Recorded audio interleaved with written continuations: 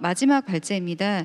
그 코로나 시대에 실내 공간이 아닌 오히려 이제 아예 야외 공원이라는 지점에서 실제 공연과 축제를 진행했었던 아트 인큐베이터의 윤소진 대표님을 모시고 야외 공원에서의 국내외 예술가들의 축제에 관련된 테마를 말씀 들어보도록 하겠습니다.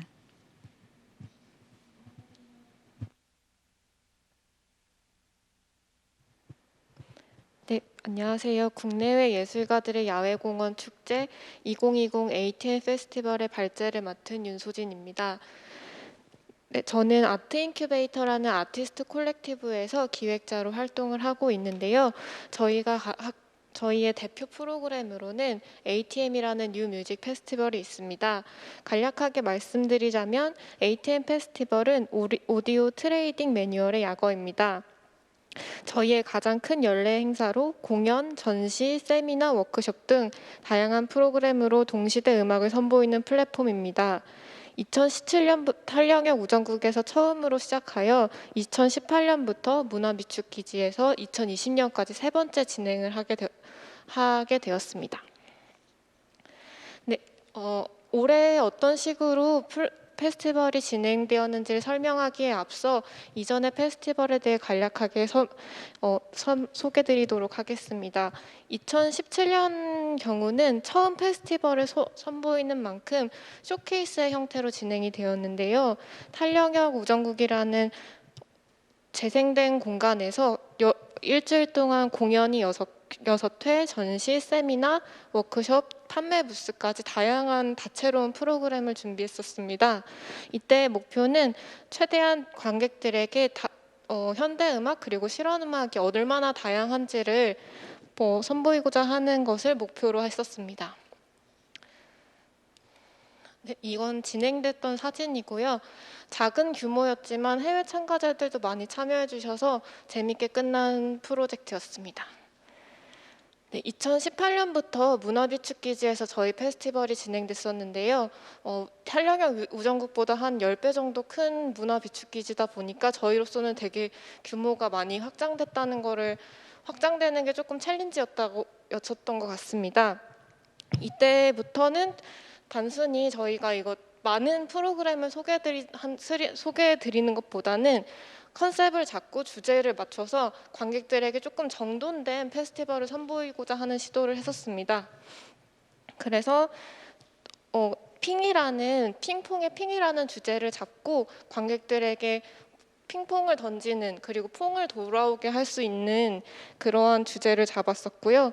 주로 공모를 통해 선정된 국내외 음악가 그리고 초청된 연주자들이 함께한 행사였습니다. 네, 관련 사진이고요. 네, 2019년도에서는 한국과 덴마크 수교 기념으로 덴마크의 클랑 페스티벌과 함께 페스티벌을 진행했었는데요. 이 문화비축기지에서 2년차 페스티벌을 진행하다 보니 생각보다 많은 일반 관객들이 오신다는 점이 저희에겐 조금 새로운 부분이었습니다. 그래서 어떻게 하면 이 실험적인 음악 그리고 새로운 음악들을 관객들에게 조금 더 쉽게 전달할 수 있을지를 많이 고민했었던 페스티벌입니다. 그래서 조금 더 큐레이션이라든지 컨셉 홍보 그리고 컨셉에 초점을 맞췄었는데요. 옴니라는 마이크의 무지향성이라는 컨셉을 잡아서 관객들에게 조금 더 편안하게 재미있는 프로그램을 선사하려고 했었습니다. 이때 덴마크 아티스트를 대거 초청하여서 덴마크 아티스트들의 신작과 그리고 한국 아티스트들의 신작을 같이 선보였습니다. 이때는 저희가 문화비축기지 공간을 최대한 활용해보려는 시도를 했었는데요. T6 공간에서 공연 그리고 전시를 함께 진행하면서 이동하는 퍼포먼스도 함께 진행하기도 했었고 관객들이 직접 참여하는 워크숍 프로그램도 진행했었습니다. 그리고 보시는 것처럼 다양한 해외 아티스트들이 공모를 통해 참여하는 것이 저희의 가장 큰 캐릭터인데요. 이 올해 같은 경우가 이 부분이 가장 크게 영향을 받은 부분입니다. 코로나로 인해서 저희는 많은 것들 준비하는 과정에서 많은 것들이 좀 변수가 많았다고 생각이 됩니다. 첫 번째로 해외 참가자들이 올 수 없는 환경이 되어버려서 참가자들이 계속적으로 변동하게 된 사건들, 그리고 대면 행사가 불가능하다 보니까 원래 저희는 음악을 하는 행사인인 만큼 실내에서 공연들을 많이 했었는데 실내 공간을 많이 사용하지 못했었습니다. 그리고 마지막으로 해외 참가자들과 그리고 국내 참가자들끼리 소통이 많이 될 수 없었다는 부분이 가장 큰 저희의 힘든 고충이지 않았을까 합니다. 그래서 이 세 가지 부분을 어떻게 하면 극복할 수 있을까를 저희 제작진들끼리 한번 고민을 해보았습니다. 저희의 솔루션으로는 해외 참가자들이 못 오는 것을 큐레이션을 강화하고 프로그램을 개편해보자. 그리고 두 번째로는 대면을 최소화하고 야외 공간을 활용하는 방법. 그리고 세 번째로는 온라인 플랫폼을 활용하는 방법을 생각을 해보았습니다. 본래 평균 34명 정도의 해외 참가자들이 참여했던 페스티벌이었기에 해외 참가자들의 부재는 굉장히 컸는데요. 그렇기에 이를 의미 있게 해결해보고자 저희는 국내 청년 예술가들의 참여를 확대하였습니다. 그래서 청년 예술가들의 참여를 확대하는 동시에 5명의 기획자를 초청하여서 게릴라 선언 그리고 메가폰이라는 주제로 5명의 기획자들의 기획 공연을 만들었습니다. 그리고 비대면 작품을 한정하여서 전세 공모 및 선정을 하여서 해외 참가자들의 참여를 촉진시키기도 했습니다. 어떻게 비대면 국제 교류를 했는지 간략하게 설명드리도록 하겠습니다. 기존에 저희와 2020년도 참여가 예정이 되었던 참가자들이 있었기도 하고 코로나로 인해서 공모가 불투명해지면서 저희도 어떻게 이거를 해결하면 좋을까를 많이 고민해봤는데요. 먼저 사전에 섭외됐던 분들은 해외에서 실시간으로 온라인 공연을 하는 형태로 풀어나가 보기도 했었습니다. 그리고 이전에 2018년도, 2019년도에 문화비축기제 공간에 방문했었던 참가자들에 한해서 작품을 위촉해서 공간과 잘 어울리는 작품을 선보일 수 있도록 했습니다.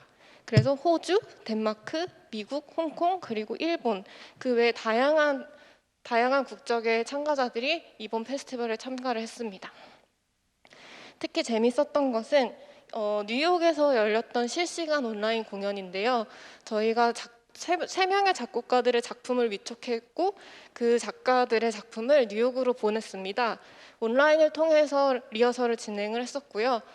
그리고 이 연주단체에서 본인들이 직접 영상을 만들면서 작곡가들의 의도했던 방향을 영상에 그대로 녹이는 실시간 오프닝 공연을 진행해 주었습니다. 또 하나는 독일에 있었던 한희삭 작가의 작품인데요. 랩탑 퍼포먼스로 실시간으로 온라인을 통해서 본인이 온라인 코딩을 통한 퍼포먼스를 선보였습니다. 그래서 저희 아까도 말씀했지만 인터넷을 연결해서 한국과 독일에 있는 한희삭 작가가 실시간으로 랩탑 5대를 가지고 연주하는 퍼포먼스를 선보였습니다. 그렇지만 공간이 아무래도 제한이 있기 때문에 어떻게 하면 이 공간을 최대한 잘 활용해서 저희의 다양한 실험음악을 보여줄 수 있을까를 고민을 많이 했는데요. 그 하나로 문화비축기지가 공원이라는 특색을 최대한 활용해보자는 거였습니다. 사실 저는 전체 이 기획을 맡으면서 야외 공간을 쓰는 것을 조금 많이 두려워하기도 했는데요. 그거는 다른 분들도 그렇겠지만 야외 공간이라는 되게 변수 그리고 날씨 다양한 변수들이 많기 때문에 조금 야외 공간을 좀 꺼리기도 했었습니다. 근데 올해 같은 경우는 이 공간을 최대한 활용해 보는 것이 저희의 가장 큰 도전이지 않았을까 싶습니다. 그래서 리서치를 통해서 문화비축기지 공간 특색들을 다 연구를 했었고요. 그리고 각각의 컨텐츠에 맞는 공간의 배치를 시도했었습니다. 예를 들면은 재즈 트리오의 공연 같은 경우는 버스킹 컨셉으로 해서 T1과 T6 앞에 마당에서 한번 준비를 해보았고요. 사운드 인스톨레이션이라든지 그리고 플레이리스트 작품 같은 경우는 그냥 공원을 지나가시는 관객분들이 쉽게 들을 수 있도록 그 공간에 그냥 되게 무던하게 위치하여서 편안하게 그냥 걸어가거나 앉아서 들을 수 있도록 준비를 해봤습니다. 그리고 저희는 음악 공연임에도 불구하고 올해 같은 경우는 조금 더 시각과 공간적 콘텐츠를 활성화해 보았습니다. T2 공연장 앞에 큰 텍스트, 음악 관련 텍스트를 건다든지 그리고 사운드 인스톨레이션 작품을 조금 더 시각적으로 선보인다든지 그리고 올해 같은 경우는 정소영 작가라는 조형물 작가를 섭외하여서 음악과 같이 시각적인 작품을 선보이기도 했었습니다.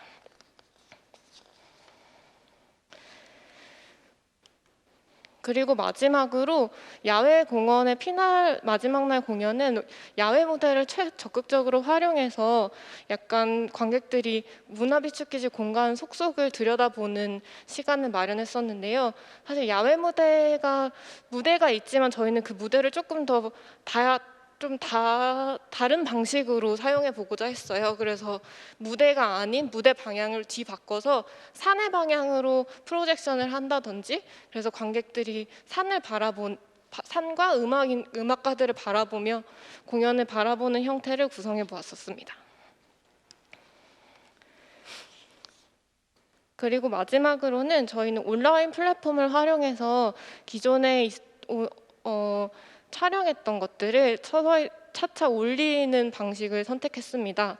사실 많이 제한된 예산이기 때문에 온라인과 오프라인을 동시에 운영할 수 있는 여력은 되지 않았는데 그렇기 때문에 할 수 있는 한 온라인 플랫폼을 최대한 활용해서 진행을 해봤는데요. 아까 말씀드렸던 뉴욕관의 실시간 온라인 공연이라든지 하루 공연은 아예 온라인으로 전환해서 관객들이 오프라인이 아니라 온라인에서 전 세계적으로 함께 볼 수 있는 시간들을 마련해 보았습니다. 그리고 지금 계속 진행 중인 것은 온라인 아카이빙인데요. 저희 홈페이지에 전시 그리고 아티스트들의 관련 정보 이런 걸 서서히 계속적으로 업데이트해서 관객들이 오프라인 행사에 오시지 못하더라도 계속적으로 볼 수 있게끔 지금 구축하고 있는 단계에 있습니다.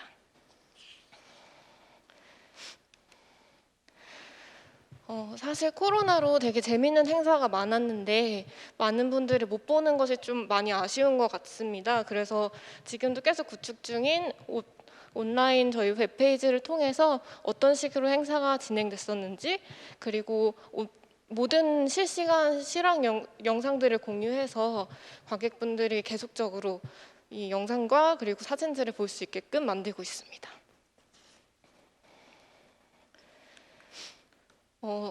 저희가 원래는 항상 1년 이상을 회의를 하고 그리고 항상 계획된 대로 뭔가를 했었었는데 올해 같은 경우는 많은 변수들이 있었던 것 같아요. 그래서 저도 항상 빨리빨리 뭔가를 변화를 해야 되고 방향성을 바꿔야 되는 것이 이번 페스티벌의 가장 어려운 점이 아니었을까 싶습니다.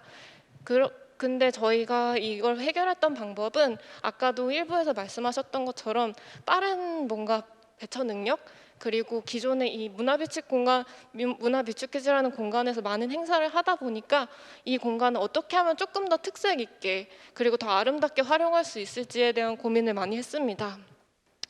그래서 이번 행사를 하면서 느꼈던 점은 비축기지라는 공간은 어떠한 각도에서 그리고 어떤 식으로 선보이느냐에 따라서 되게 많이 다각적으로 변동할 수 있는 그리고 변주할 수 있는 공간인 것 같더라고요. 그래서 이를 활성화하면은 조금 더 많은 가능성과 상상을 할 수 있지 않을까라는 생각을 했습니다. 지금 띄워드리는 사진은 저희가 많은 기획회의를 하면서 어떤 식으로 동선을 이동하고 어떤 식으로 구성할지 고민했었던 회의 자료 중 일부입니다. 그래서 저희도 짧고 되게 많은 실수들도 있었지만 어떻게 해서든 청년 예술가끼리 모여서 잘 열심히 예술 페스티벌을 진행했었던 것 같습니다. 네, 저희 발표는 여기까지입니다. 감사합니다.